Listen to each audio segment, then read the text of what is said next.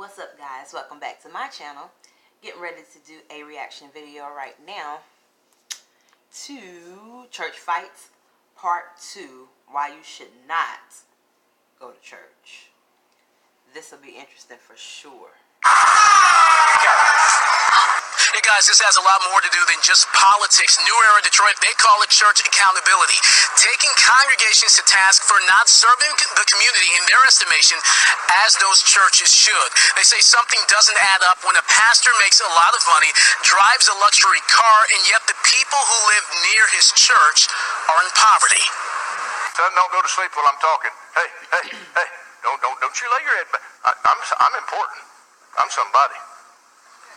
Now, you might do your English teacher that way, but I'm not teaching English. I'm teaching eternal life here. I love you. You know I love you. Have I convinced you I love you? Yeah, you better nod your head. Yes, all right. Come on, put it out there. All right, you stay awake and you listen to me.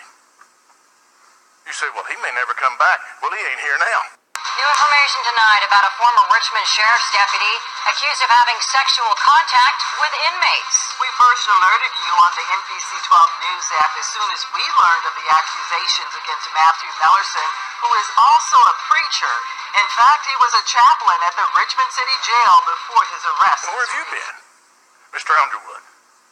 And I noticed on the calendar I'm supposed to marry y'all. What makes you think I'd marry you? You're one of the sorriest church members I have. You're not worth 15 cents. Wait a minute. Oh, it's taking me a minute to catch up. This little man here going in, honey. I'm trying to figure out, okay, is he serious or is he playing? Somebody let me know something, because I would have been tripped, homeboy. He'd have been tripped up. Communion wasted. And you want me to marry you to her? And you want to marry him, and he don't even know where he belongs, and you don't even know where you belong. Now, let me tell y'all, everybody here, how much I love these kids. Do you know I love you, sir? Stand up, big boy. Do you know I love you? All right. All right, give me a little love.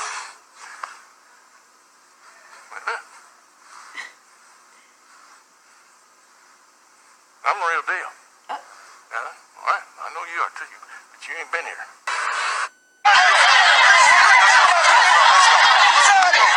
A scuffle inside the sanctuary after New Era Detroit protests during a worship service.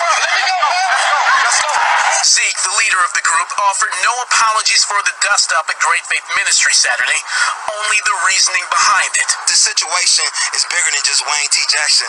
This is about black churches and black pastors who live a lavish life on behalf of the people, and they're not giving back to their community. Let me let him finish his thought before I comment. He's referring to Bishop Wayne T. Jackson, the wealthy pastor that welcomed Donald Trump, drives a Rolls Royce. Wait a minute. This is where church stuff gets messy, when you want to bring politics into the church or vice versa. That shit don't work. It don't work. And then furthermore, I mean, y'all giving the pastor the money so he can live this lavish lifestyle while you sit here and settle for poverty. Is that what y'all complaining about? Like, come on. Y'all giving loads and loads of money hoping to get so much in return, when reality clearly is this man living large because y'all paying him and you struggling. And lives in a mansion. Zeke was there for the offering Saturday. When they started the offering at $1,000, and then they said if you don't got $1,000, then do $300. And if you don't got cash, then we got ATM machines. I don't understand that logic. I don't understand that way of thinking, and I don't understand that to be what religion is. New at 11, Brent. I got to agree with him. I've been in church all my life, and every service, I mean, you know, it's money. Like, literally, like, I've heard a guy say, now, you know, y'all know why they asked me to get up here and do the offering, because they already know I don't mind begging. You know what I'm saying? So, I done seen that, and so, I don't necessarily agree with it. However, that's basically what it boiled down to. They getting paid to feed y'all the Bible, and they live good off of it. People retire, they get retirement. It's for real. Solomon is learning more about the charges against him. Brent? we're talking felony offenses here. 3 male victims, 8 separate charges, and now a deputy out of a job. Oh, come on and bless the Lord. That's Matthew Mellerson preaching at a Richmond church back in 2014. Even in your darkness, God still got his flashlight on you.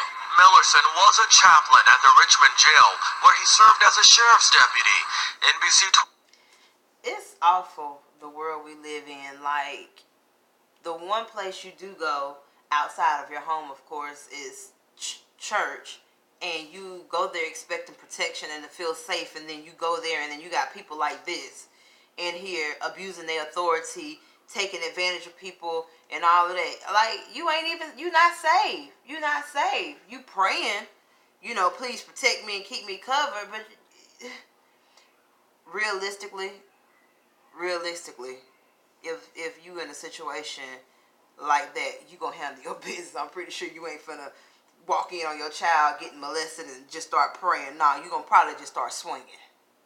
Got a hold of these court documents.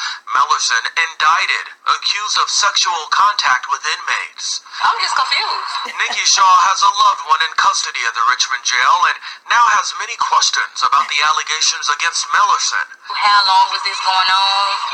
Had nobody noticed? It's just... Y'all didn't notice because you didn't want to notice. You in church and you see this nice looking man coming here and making all these promises. We're almost save souls, or we gonna slay demons and giants and all this stuff. Not to say that can't be done. However, but they sold you what you wanted to hear. Yeah, so you're incorrect in your statement, ma'am. The man gave you just what you were looking for. It's just now that you got the truth, you flabbergasted because, shit, he made a fool out of you. How did he get to do this and nobody realized what was going on? According to court records, the activity started back in September of last year and happened again 2 months later. It didn't stop there. More allegations this year, in January and in February. Because I'll get my little Connie and we'll get in her little Buick. He a repeat offender. He don't care. He ain't getting caught. Ain't nobody saying nothing. People thinking it's okay because it's in the church, using the church to cover up your nasty. Enclave, it's paid for, and we'll sell what we need to sell, and we'll go on down the road, and we'll find some little podunk church that don't know up from down, and I'll find me a dozen Joe's baskets who don't have a pot or a window, and who'll shout Jesus, and I'll give the rest of my life to them. Police say the former Reverend Henry Price is back to his old tricks, pimping homeless drug addicts as prostitutes. New Era Detroit says the neighborhood surrounding Great Faith Ministries is by and large and pop. Wow, I haven't heard that one. Pastor's pimp. Okay. That's new. It's scary. It's scary, but that's new. This guy has networks, churches, fancy cars, you know what I mean, $1 million houses, and there's babies in this community that's going without food at night. Somebody has to be frustrated about this enough to do something that will get people's attention, and that's what New Era Detroit did. He was crowned the King of Kings. His midnight came. Authorities say Mellerson used his position of power to lure those male inmates into sexual activity. He's doing court next month. Are y'all keeping the camera on me back there in the little video room?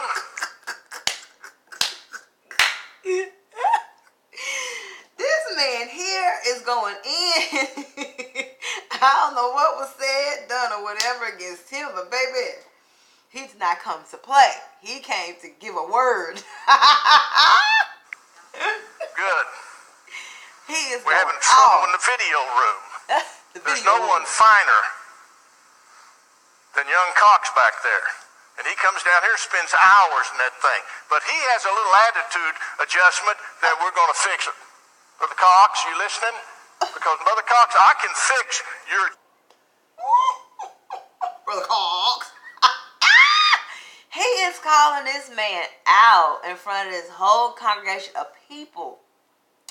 You got up that morning, took your time to put on your good fancy church clothes, your hat, your slip, all your girdle, all your loins. You covered up, honey. Drove in your fancy car to this here man church for you to sit on your ass, give him money for him to talk to you just like that. and talk to you just like that. It's exactly what he doing. Attitude adjustment. And I don't care what your mama thinks and your daddy thinks. Ooh. And I don't have a better friend than your mama, but them fighting words. You know, anytime you say your mom and your daddy, you already know it's finna be a brawl. You get out of my way when I'm messing with that boy, because I'm his preacher.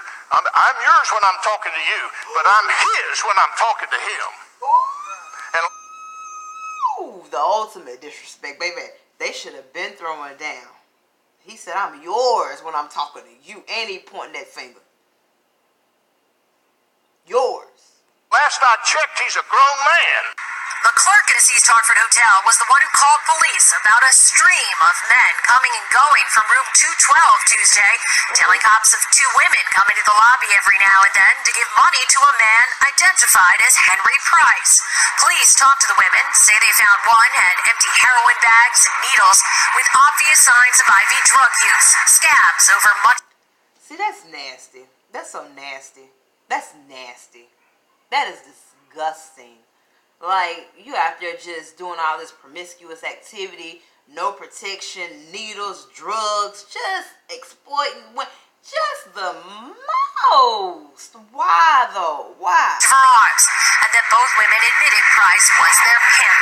That he advertised them on local websites, set up rendezvous in hotel rooms, including here at the Ramada.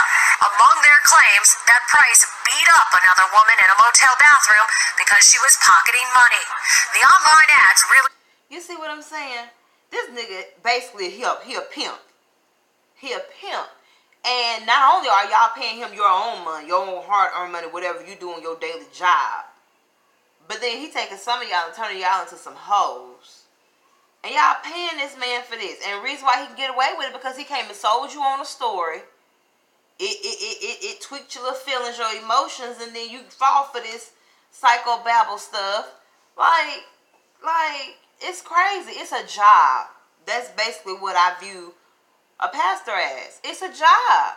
Y'all paying them to sell you a story, you fall for it, and then the cycle repeats itself. And y'all paying for this stuff. It's easy. I can get on here and talk a good game and be a pastor and have people paying me hella money. Why? Because you find a trigger points. They're emotions. People are emotional. It's so much stuff going on in the world.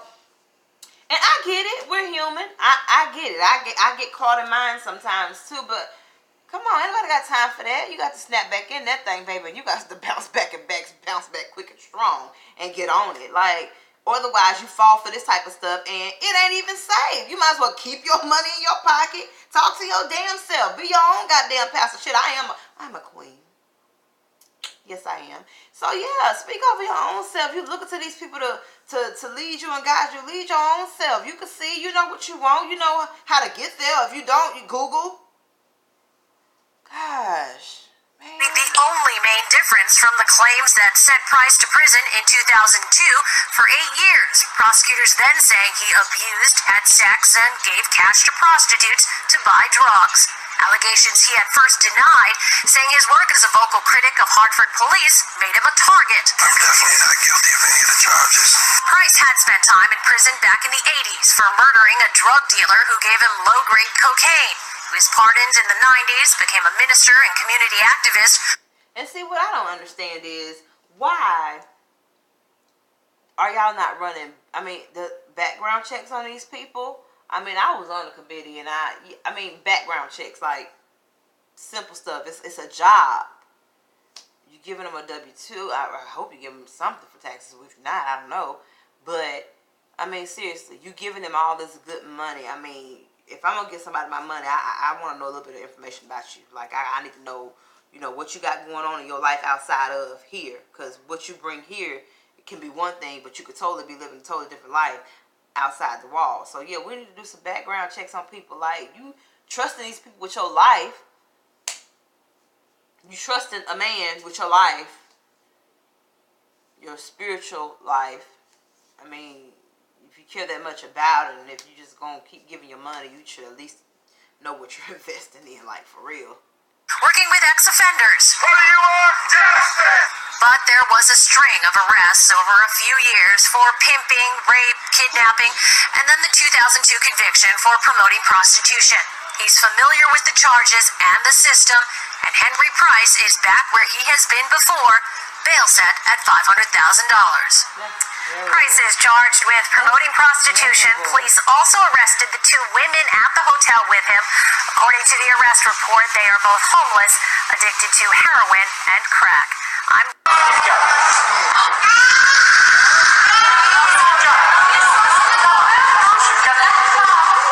Now wait just one damn minute here. Wait, I'm sorry, y'all. I'm gonna have to play that back. I missed it. I think I blinked and it was done. Hold up.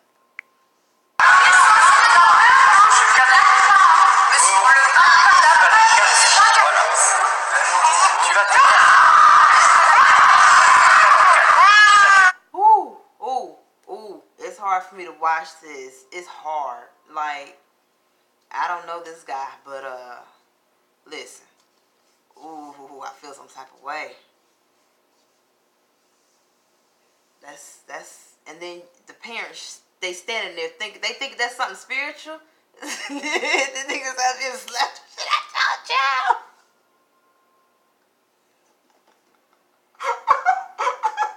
Cause the nigga ain't letting that shit ride. I'm sorry.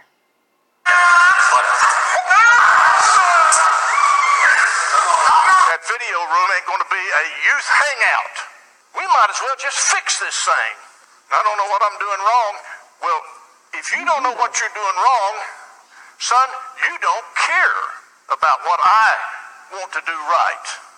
Because if you loved me and you submitted to me, you'd know what my heart is and my message is, and you wouldn't go about establishing your own. This man say he want a whole other man to submit to him.